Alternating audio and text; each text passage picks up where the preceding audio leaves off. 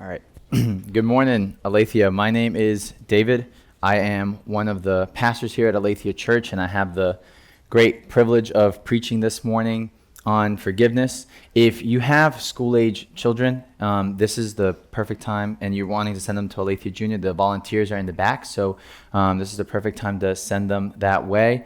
And also, if you are here this morning and you have yet to receive a scripture journal and would like one, we also have volunteers in the back who are willing to give you one of those. It has the Sermon on the Mount, Matthew 5 through 7 on one side, and then a place for you to take notes on the other side. Our only request is that you would write your name on the inside. In case you leave it, we can get it back to you.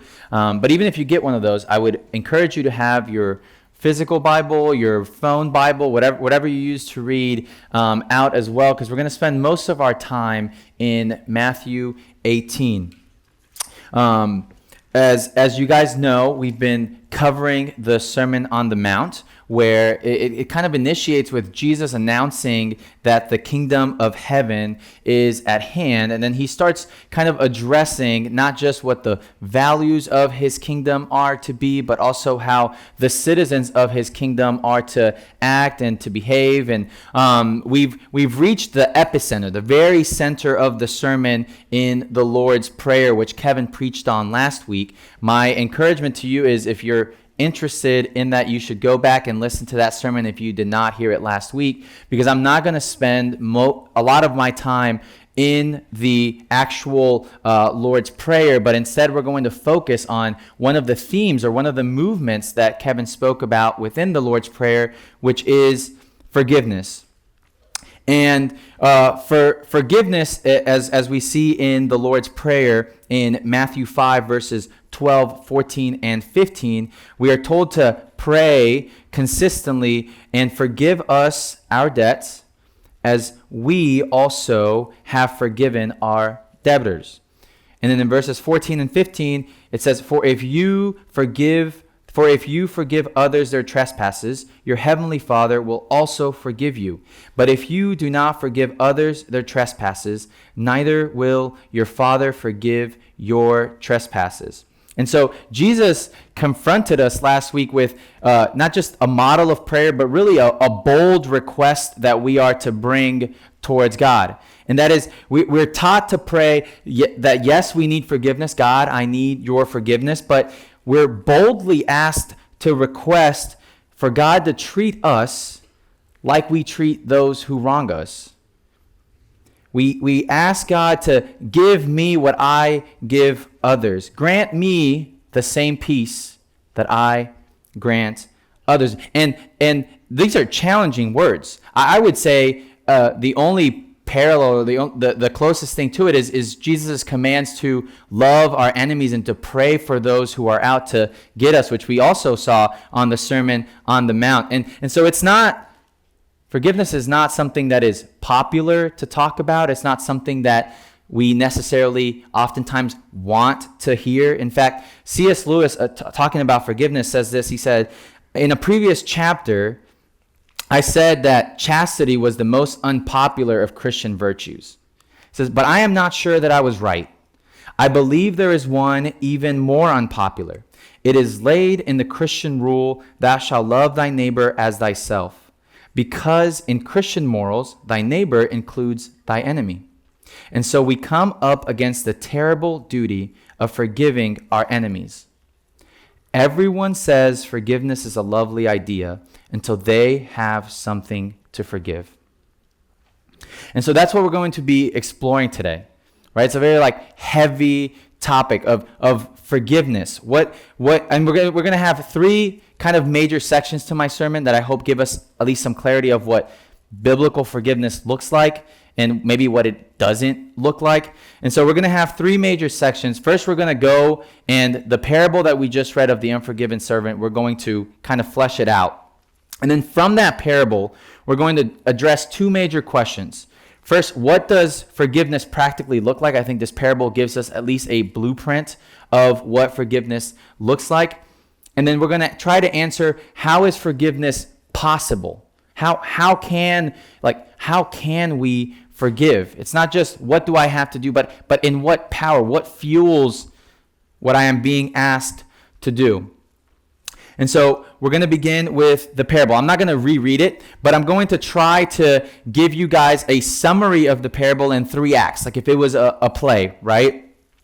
And to give you just a little bit of more context as to why Jesus is even giving this parable, in verses 15 through 20, Jesus is talking a lot with his followers about the process of reconciliation and what that's supposed to look like. And in summary, he's like, hey, if somebody wrongs you, you should go and talk to them and tell them. And if they listen to you and you guys are able to reconcile, beautiful, you've gained a brother. And if that doesn't work, you should take 2 witnesses with you and you guys should kind of try the same thing again. And if that's successful, then great, you've gained a brother back. And if that doesn't work, you should take him in front of the church gathering, the ecclesia, the gathering. And if that doesn't work, then we should treat this individual as a non-believer, as someone who does not claim to follow my teachings, not excluding them or hating or anything towards them, but in order to hopefully bring them back into repentance. And so after he's done all of this talking about reconciliation, Peter kind of proposes, hey, this sounds like people could take advantage of this. So we should have like a forgiveness cap. You know, like we should have a limit of how often we should have to do this. And let's give Peter some credit. He offers up a number, which is 7, which is more than what most people in his tradition would have done. Like his rabbinical tradition would actually only require someone to forgive 3 times. They were basically baseball fans. And so you had 3 strikes, right? Like you can wrong me 3 times, I can forgive you 3 times, but after that, you're out. There's no more forgiveness here. And what he is confronted with is Jesus' response. And as you guys read, he basically tells them that instead of 7 times, he should forgive 77 times. And now the term used there is sometimes translated as meaning 77, and sometimes it's translated as meaning 70 times 7 or 490. But I think the focus should not be on the precise number, but on the limitless forgiveness that Christ's followers are called to. As R.T. France in his Gospel of Matthew commentary puts it, this statement by Jesus is in the language of hyperbole, not calculation. Those who are concerned as to whether the figure should be 77 or 490 have missed the point. There is no limit, no place for keeping a tally of forgivenesses already used up. Peter's question was misconceived. If one is still counting, one is not forgiving. And so Jesus is confronting this like natural instinct of us. We don't want people to take advantage of us. We want a cap on forgiveness. And he's like, no, like whatever you think is too much or too many times to forgive, multiply that. And it's so much more. And so he then goes to tell this parable to kind of flesh out his argument as to why we are called to limitless forgiveness. And it's what we're going to see in this parable, right? There's 3 major scenes in the parable of the unforgiving servant. You can divide them into 3 acts. First, the king forgives, right? Simple act number 1. Second, the forgiven servant refuses to forgive. And lastly, we see the king revoke his mercy. So let's walk through those. The king forgives is the first act. We all just saw that being read. The king is presented with someone who owes him a lot of money, a ginormous amount. I don't think ginormous is a real word, and that's what I'm going for, because the number that is presented to us is meant to blow your minds. Like some people estimate that this would be north of $400 million in our currency today. Let me translate it into kind of maybe terms that we can understand a little bit more. A denarii, which is a smaller measure of money, which is what the second servant ends up owing, was a day's wage. Okay, so most people could make up to 300 denarii in 1 year, right? So in a year, they'd make around 300 denarii. That was a year's wage. Well, a talent, which remember, this first servant owes 10,000 talents. A talent was worth up to 5,000 to 10,000 denarii. And so what just 1 talent would be about 30 plus years of wages for a servant. Yes, I'm seeing a lot of eyes open up. It's a giant. So then multiply that 30 plus years of wages times 10,000 and you get about what his debt was. And so it's supposed to basically make your eyes pop out of your head, not just by the grandiosity of the debt, but the grandiosity of the request of the servant. Because what is his request to the king? He falls to his knees and says, just give me some patience. I'm going to pay it all back. Now, what would you say if someone owed you $400 million and fell down and said, I'm going to pay it all back? Odds are they're probably not, right? Like that's an insane amount to pay back. But this is what the king is presented with, this request for patience after he's owed this ginormous debt. And so the king forgives, right? He forgives and lets this servant go. And then that's the first scene of our act. Then the second one is the forgiven servant refuses to forgive. He goes out and he runs into another servant who actually owes him money. And I want to highlight the other individual did owe them about a third of a year's wage. So this is about 4 months worth of salary. So I don't want to minimize the reality that the second servant did owe the first servant a real debt. There is a real debt to be paid there. Obviously much smaller than the previous debt that we saw, but there is a real debt. And so when he runs into this individual, what happens? He goes for his neck. He starts to choke him and ask him to pay up. And I want to contrast, because I think as Jesus, who is a masterful storyteller, is telling this parable, he wants you to directly contrast the actions and the response of the forgiven servant with the king's response and actions, and then the response of the second servant with the response of the first servant to the king. So when he starts to grab this guy by the neck, the second servant does the exact same thing that the forgiven servant did to the king. He falls to his knees and asks for patience that he will pay it all back. And now this is 4 months worth of wages, which you're like, somebody could theoretically come up with 4 months worth of wages if I gave them enough time. But his request is the exact same one. And it's supposed to kind of make us think really deeply as a contrast of what the response of the forgiven servant is in comparison to the response of the king. When the king moved in compassion and mercy towards forgiveness, the forgiven servant does not. He goes with anger towards him and an unforgiving heart. And what does he do? Because the second servant is unable to immediately repay him, he throws this other servant into prison. So that's Act 2. And then we move on to the third act, right? The king revokes his mercy because he hears of this and actually confronts the forgiven servant. And he basically tells him, after you've experienced my mercy, like after I've forgiven you all that I forgave you, how could you be so cruel and ungenerous towards somebody else? And in his anger, the master delivers the unforgiving servant to the jailers until he would pay all his debt. And now we've already talked about how the debt was so astronomical that there was very little chance he could repay it in general. But how is he going to pay it while he's in jail? It's just a direct judgment on his unforgiving heart. And that's how the third act ends. And this is a sad and chilling story, right? It's a story and a parable of a man who desperately wanted forgiveness and was completely unchanged when he got it. It is a story about the path from divine forgiveness to human forgiveness that so often gets blocked by our sin and our pride. And this is a story for you, for me, for all of us in this room, right? You should not hear the parable of the unforgiving servant and think, oh, this is going to be great for this other person that's here. I'm glad they're here this Sunday. Or I'm gonna send this later to so-and-so who might need to hear it. No. None of us are excused from our need of forgiveness from God, and none of us are excused from our call to forgive others because of what God has done for us.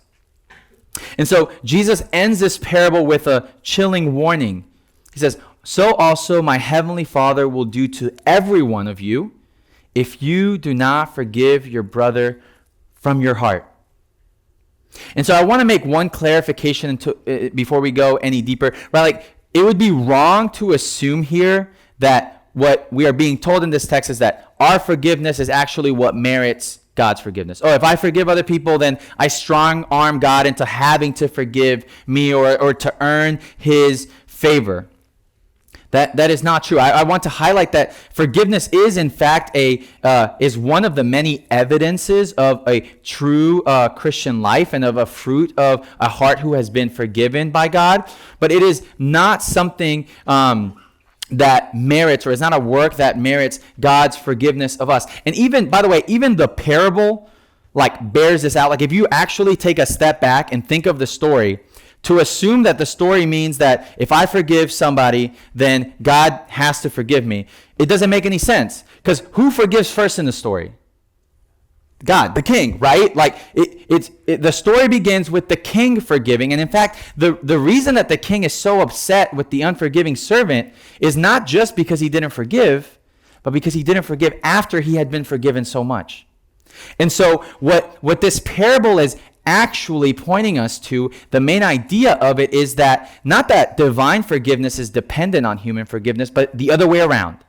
Human forgiveness is dependent on divine forgiveness. That's the message that this parable is telling us about. If you want to think about forgiveness in directional terms, and I wrote this down so I wouldn't mess it up, because I get my left and my right still messed up, right? So think of forgiveness as three different categories. There's vertical forgiveness, right, which is God forgiving us. We see that in the story with the king's forgiveness of the servant. Then there is this internal portion of forgiveness, which is our forgiveness to other people, right, within ourselves. And then there is a true horizontal component of forgiveness, which would include things like reconciliation and even pursuing justice in situations. And so all of them kind of work off one another. So if I could translate those three directional terms, is we can reconcile, for example, with another person if they accept our forgiveness. And we can forgive another person because God has first forgiven us. That's kind of like the domino effect that the parable is giving. Not that our forgiveness is what strong hands God to forgive us. And so your natural question is, okay, David, seems like I need to forgive. I don't think anybody reads this passage and leaves it thinking like, it seems like Jesus was kind of like on the fence if I have to forgive or not. I don't think anybody comes into it after reading that with that mentality. But the question that will naturally arise is, well, how? Like, how am I supposed to do that? And I think this parable provides for us a blueprint of what forgiveness looks like, particularly in verse 27. So let's look at how can I forgive. Verse 27 says, "And out of pity for him, the master of the servant released him and forgave him the debt." So the first step is to take pity, right? And so the word here is actually conveying an image of having your inward parts, like your heart, moving out towards someone. That's the image that's being conveyed with this message of pity. And we see Jesus demonstrate this for others. Another term that can be used for that is having compassion. When Jesus in Matthew 9:36, when he sees the crowds, it says that he has compassion for them because they were harassed and helpless like sheep without a shepherd. So in some ways, he has his heart going out to his people. He feels something of what they feel, and that's where forgiveness actually begins. It begins with the internal work of reminding yourself how much you have in common with the other person. That even as much as wrong and evil they might have done to you, they are still creatures created in the image of God. And our natural disposition when somebody wrongs us is the opposite of compassion, right? It's to highlight differences between myself and the person who wronged me. right? When you can always, and I catch myself doing this all the time, like you can always catch this when we talk about what somebody else does, right? If I lie to somebody, well, it was complicated. They weren't ready for the truth in that moment. I think I was really looking out for them. It was just a very nuanced situation. I didn't want to like step on anybody's toes, right? Like a lot of that description. But if it's somebody who wronged me, oh, they lie because they're a liar. That's just what they like. Yeah, I know that person. Like that's just who they are, right? And so forgiveness begins with compassion. That's step one. As Miroslav Volf puts it, he says, forgiveness flounders because I excuse the enemy from the community of humans and excuse myself from the community of sinners. And so we have to begin, like the king begins, with pity, with compassion for the other individual. But you can't stay there, right? If we can say pity and compassion are the genesis or the beginning of forgiveness, canceling the debt is the very core of forgiveness.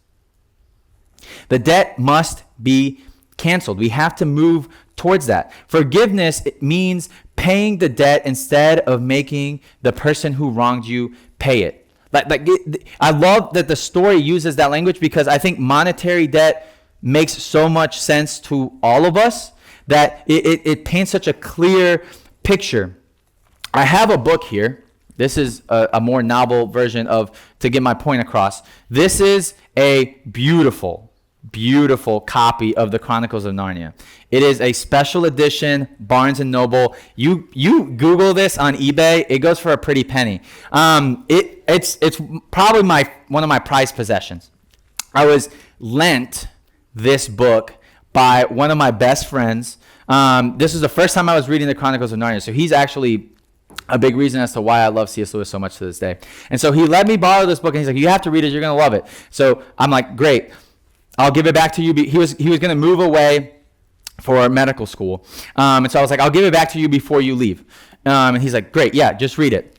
So I take this book. It takes me a little bit longer than I thought to get through it all. Long story short, he ends up moving away. I end up keeping the book.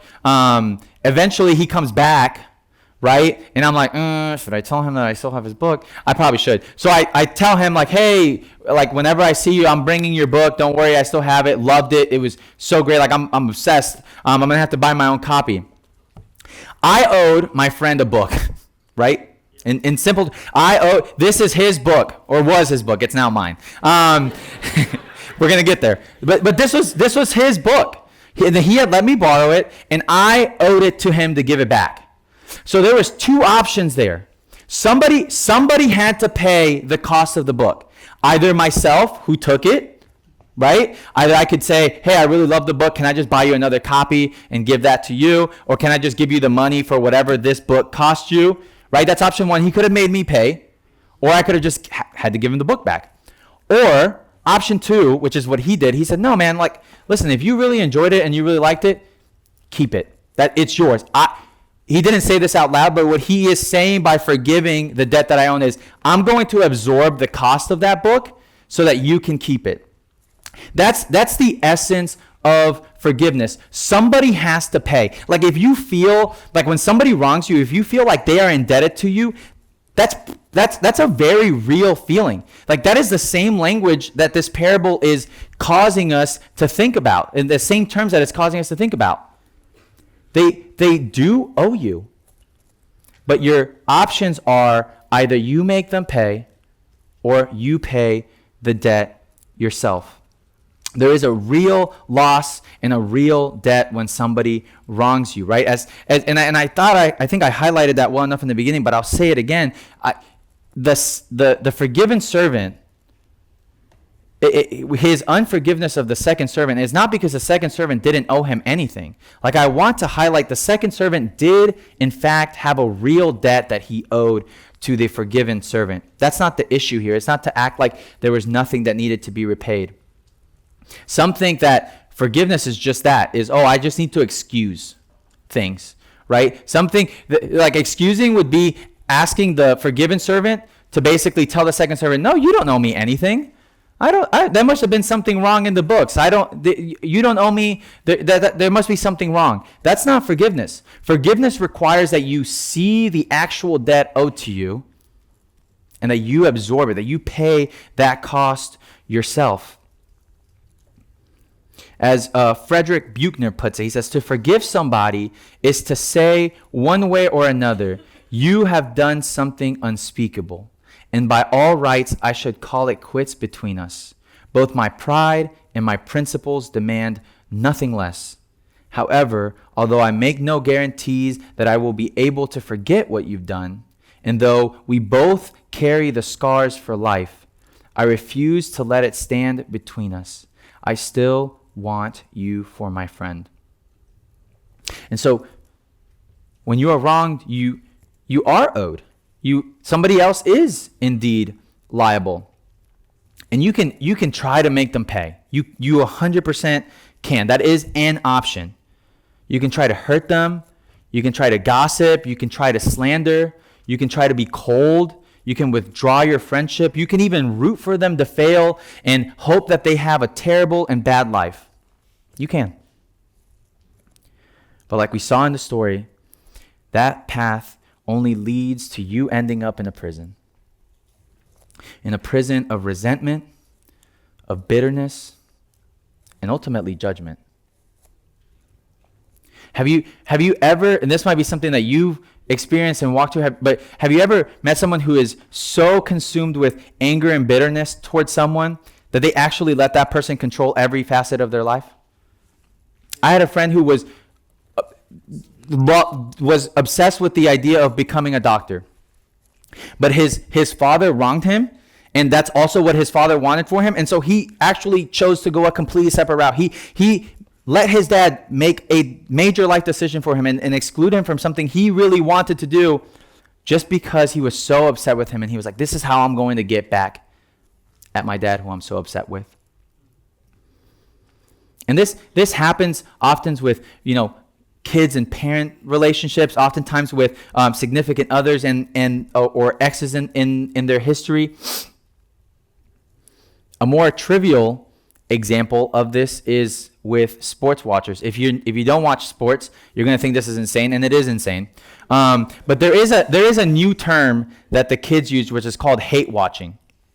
And this is, some people are laughing because they probably do this on a weekly basis. This is when, it's insane enough that a lot of us give like hours of our week to watch like grown men run around the ball. I get it. I love sports, so I'm not the right person to come out with that. But hate watching is you don't even watch your own team. You are so consumed with hate and anger and bitterness towards another team that you stay up to watch West Coast baseball, which, by the way, ends at around 12 o'clock at night, just so that you can see this team that you dislike lose, and then you can wake up the next day and do the same thing again.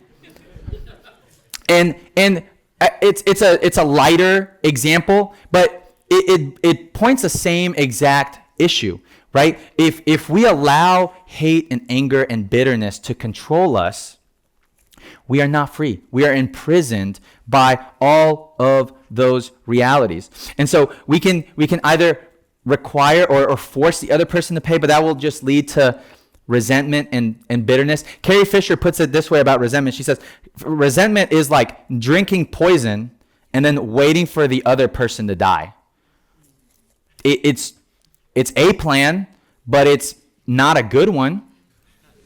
And by the way, there is like a lot of research that highlights just like the real health benefits and reality of forgiveness and unforgiveness. Like unforgiveness negatively impacts your physical health, increases your heart rate, your blood pressure. It can lead to long-term health problems, not to mention that it can also contribute to like depression and interfere with your ability to sleep. And I don't think I have to I appreciate that someone wrote that article, but anybody who's gone a long period of holding on to anger and not forgiving is like, I knew that like day 2 of not forgiving somebody. But that's option 1. And then there's option 2.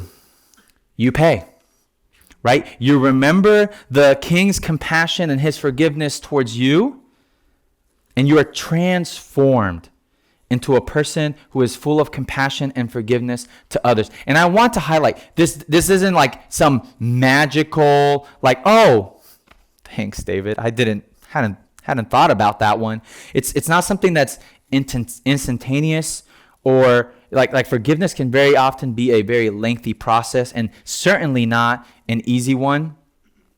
But what you find is that when you grant forgiveness, you then will feel or experience forgiveness. And I think we sometimes get those, like we put the wagon before the horse, or whatever the actual phrase is, with that reality. We sometimes think I have to feel forgiveness before I can actually grant it. And it's the opposite. We're supposed to grant forgiveness, and then that will actually lead to us feeling forgiveness. We have to grant it before we feel it. And you said, David, that sounds like it's going to hurt. It does. It's costly. Like the metaphor here is a clear one. It is at your own cost. It is at your own expense. And how do I pay? Well, when you really want to gossip instead of going to that individual and talking to them about it, you choose not to. And it hurts. And instead of withdrawing and choosing to move, you choose to move towards your enemy in a posture of love and hopefully forgiveness and reconciliation, even when you don't feel like you want to. Instead of rooting for their failure, you actually hope and pray for their best. And it hurts. It hurts. It comes at a cost to you. It will hurt, but your heart will soften and not harden, and you will avoid the prison because you did not let anger and vengeance consume you. You see, forgiving others is not only about them, it brings you freedom as well. In forgiving others, you find freedom from anger, bitterness, resentment, and that's what we're called to as Christians. In Ephesians 4:31 through chapter 5, it says, "Let all bitterness and wrath and anger and clamor and slander be put away from you, along with all malice. Be kind to one another, tender-hearted, forgiving one another. Why? As God in Christ forgave you. Therefore be imitators of God, as beloved children, and walk in love, as Christ loved us and gave himself up for us, a fragrant offering and sacrifice to God." So we move towards that individual with compassion. We choose to cancel the debt, and then we let them go. Right? The king doesn't keep the servant, hey, I just forgave you a 10,000 talent debt, and I'm going to need you to sit here every day so that I can tell you just how many talents I forgave you and how much you owe me. He lets them go. And we are to do likewise. H.B. Charles puts it this way. He says, "The Bible does not say that your debtors have to admit they are wrong or say they are sorry for you to forgive. They need to do that for there to be reconciliation, but not for there to be forgiveness. All you need in order to forgive is to know that God has forgiven you." And the natural concern here that arises for me, I hope it's arising in your brains, is, well, David, what about justice? What about, a lot of talk about forgiveness. What about justice? And I want to highlight that the call to forgive is in no way at odds with pursuing justice. I think the warning that we are given here is that if we don't first forgive, then instead of actually pursuing justice, what we set ourselves up for is for pursuing vengeance and revenge and not justice.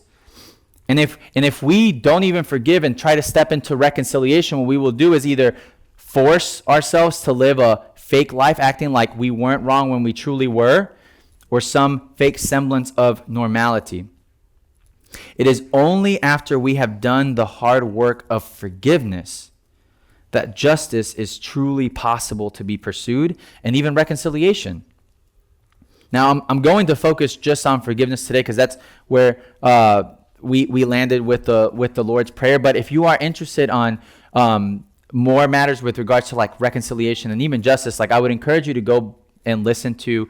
The church podcast recently did an episode on biblical reconciliation, and I think that might be a helpful avenue to kind of explore that more in depth. I'm hoping that your gospel community groups will be a great place to explore those topics more deeply, because reconciliation is kind of like the next step. Once forgiveness occurs, then reconciliation can occur, because reconciliation requires both forgiveness to be offered, but also for forgiveness to be received. Right? To receive forgiveness involves acknowledging wrongdoing and working to repair what is broken. And so I don't want to act like reconciliation and even pursuing justice when someone has wronged you and they have rightful consequences that have to go their way, whether it's legally or institutionally. Like it's not that we cannot pursue those things. It's the hard work of forgiveness is to safeguard us from vengeance and revenge or trying to act like nothing truly occurred. And so we move from compassion towards the individual to canceling the debt and to letting them go. So that's it. We just go and do it, right? It's not that easy, right? The natural question when someone asks you to do something that seems insane or impossible is, well, how? Like, how can I do that? And I want to give you a few examples of how you cannot, how you should not first. And then I'm going to give you two examples of how we can do this. First is, like, in order to forgive, we don't do that by excusing when people do something that's wrong. We don't do that by minimizing what somebody did towards you to hurt you. We don't do that by ignoring or acting like it didn't even happen. You can't forgive by acting like hurt doesn't hurt. It just doesn't work. You can't even pay, and like think about it. If you were a person who was owed money, right? I can only pay for your debt, even if I'm trying to be really nice. I can only pay for your debt if I know what your debt is. If I just act like there's no debt, I can't even go anywhere to pay it. They're like, what? Well, I'm here to pay the debt for so and so. Great. How much do they owe? Have no idea. You can't just pay an imaginary number. You have to know. So these are just examples of like non-forgiveness. And this can happen from both sides. You can see minimizing and excusing and ignoring, both from the individual who has to forgive and even oftentimes the individual who needs to be forgiven. And so we want to avoid those in whatever aisle you stand with regards to forgiveness. But then how? Like, how is this possible? I think the first support or the first thing that enables us is our community, right? I don't think it's by chance that this parable lands right after Jesus is talking about reconciliation and the pattern of both trying to do things individually and then with two witnesses and then eventually with the whole congregation. I think forgiveness and reconciliation is not a journey, it's not a walk that is meant to be done alone. You are supposed to have other faithful brothers and sisters who can support you and help you walk through that. It's not something that you're supposed to have to do on your own. The second component that enables us, or the second reason of how we can do something that is so outside of our power and strength is we have to remember the compassion of the King. It's just what we have to go back to every single time. If you want the fuel to forgive, you must repeatedly go back and remember how much God has forgiven you. You must remember his compassion. It is what fuels our forgiveness of others. In Ephesians 4:32, which we just read, it says that we forgive one another as God in Christ forgave you. In Colossians 3:13, we're told that we are forgiving each other as the Lord has forgiven you, so also you must forgive. It's all based on his forgiveness. It is human forgiveness that is dependent on divine forgiveness. We have to repeatedly go back to that reality because that is what transforms us into people who have compassion for one another and are willing to forgive even when we are severely wronged. In the Chronicles of Narnia, and I'm referencing that a lot today, Edmund is one of the 4 Pevensey children who at some point make their way to Narnia, and he betrays his siblings. He betrays his siblings for Turkish delights, which is like a food treat. Some of us relate. And then he also betrays them at the possibility of gaining power. He thinks this is a way that he can gain power. And because of his betrayal, his blood, his life basically belongs to the White Witch of Narnia.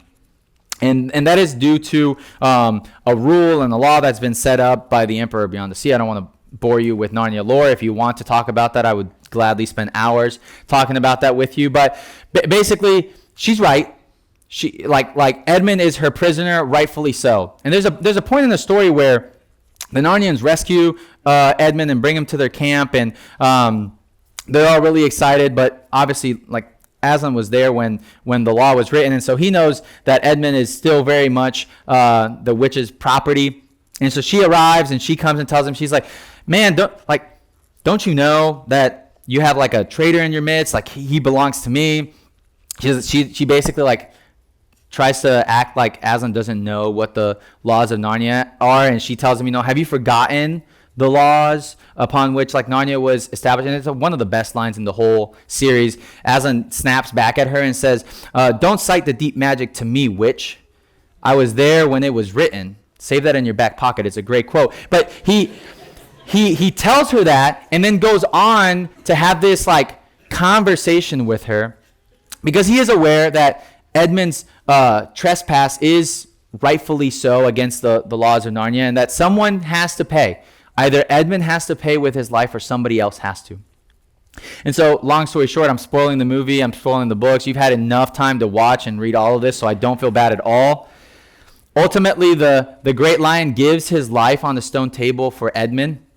And Edmund, who later on becomes Edmund the Just, yeah, what a name, and is a rightful and great king of Narnia, lives his entire life interacting and serving Narnia and Aslan and his family, completely transformed, not because he was trying to pay back that debt to the White Witch. That was already resolved by Aslan's death, but because he was transformed by the forgiveness and compassion that he received through the sacrifice of the great lion. And so we do the same, not because of the great lion.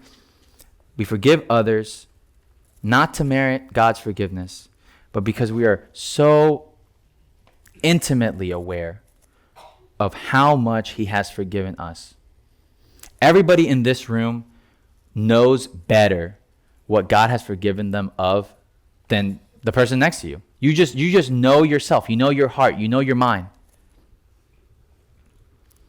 And that's what this parable is desperately pushing us towards.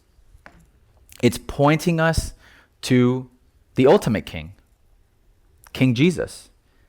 Right? We are all at some point the servant with a ginormous debt.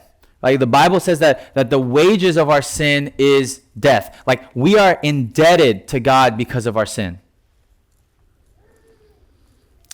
And it is the gift of God to forgive us that debt, not at no cost, but at a great cost to himself. All that we owed was paid by Jesus Christ on the cross. That's what this parable is pointing us towards. He is a merciful king who willingly took on himself the cost of our sin on the cross. As Colossians 2 puts it in verse 14, it says, by canceling the record of debt that stood against us with its legal demands, this he set aside, nailing it to the cross. When we were trying to earn our way back to God, asking him, just give me some patience. I'm going to pay it all back. I can be good enough. I can fix myself. I can do enough good things to earn my way to heaven. He instead had compassion on us and paid a costly debt by giving up his own life. And because of that, because of what Jesus has done on the cross, we are free to come to him. As 1 John 1:9 says, we can now come to him and confess our sins. We can confess our wrongs. We can confess our debts to God because he is faithful and just to forgive us our sins and to cleanse us from all unrighteousness. You see, it is because and through Jesus that we are forgiven. It is through Jesus that we are reconciled to God. It is through Jesus that we are adopted into his family. It is through Jesus that we are born again. It is through Jesus that we are declared righteous. And it is through Jesus that we are able to forgive others, even when we feel like we can't.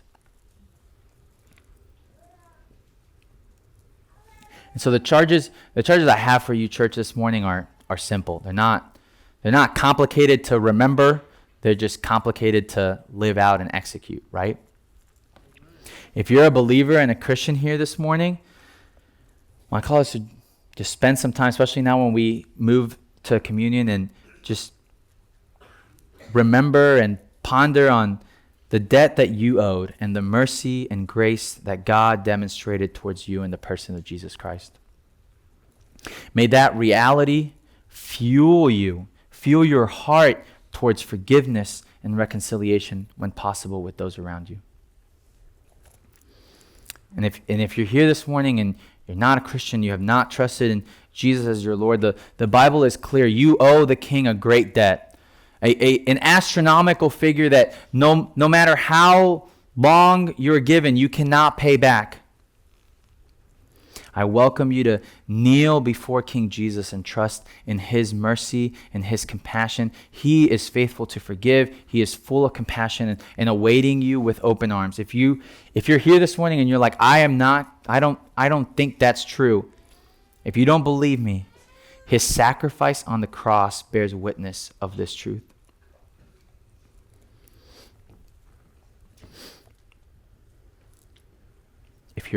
If that's you this morning, please don't leave with that debt still over your head. Speak to myself, another one of the pastors here, whoever who brought you, that you know, that you feel comfortable with. Today is the day when that debt can be forgiven. Jesus is a compassionate king who not only cancels the debt, but actually takes the cost of it upon himself on the cross. A testimony to God's faithfulness to his mission, which is to see the gospel likeness of his death and raised to walk in newness of life.